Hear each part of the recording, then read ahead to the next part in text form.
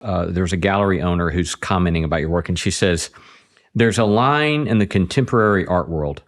You can paint and you can worship, but don't do them together. If you step over that line, you're in essence setting yourself up for crucifixion.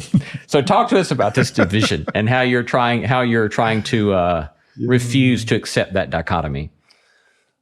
Right. And I, grew up in a very much an agnostic. My father was a scientist, a pure researcher, and my mother an educator. And I didn't know that her parents were leaders in an underground Christian church, but I only discovered that later. So I grew up not really having any kind of religious convictions, or I didn't go to church. So when I came to faith, it was through reading William Blake. It was. I was in my mid-20s, and I was reading his epic poem, Jerusalem, his last epic poem, some 400 pages long. I waded through this thing because I wanted to ask that question about what is the reality that I am not seeing, which I was convinced existed.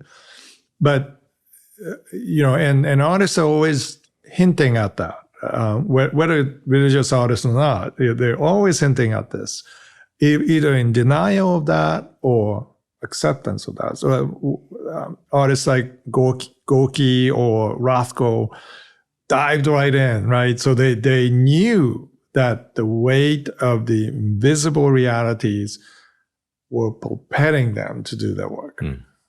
So talk about integration. I mean, they really lived in that zone. William Blake obviously spoke directly about experience of seeing Jesus, and he would describe this encounter as really honest dialogue, asking God about huge questions of humanity. So at the end of Jerusalem, out beyond his emanation or his main symbol of humanity, comes at the foot of the cross. Jesus is there on the cross and says, "O Lord, my selfhood cruel marches against thee, deceitful to meet thee in my pride." And when I read that, I was like, that's it. I understand this. There's something cruel operating inside of me that even though I want to be a good person, I want to be, I want to work toward at least being able to love others and love myself.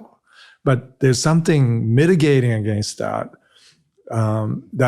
and up to that point, I thought it was something that I can learn to master, right? But I never realized that there was this directionality to even my own heart that would work against God in that sense. And so I'll be on looking up at Jesus and saying, what do I do about this? Right?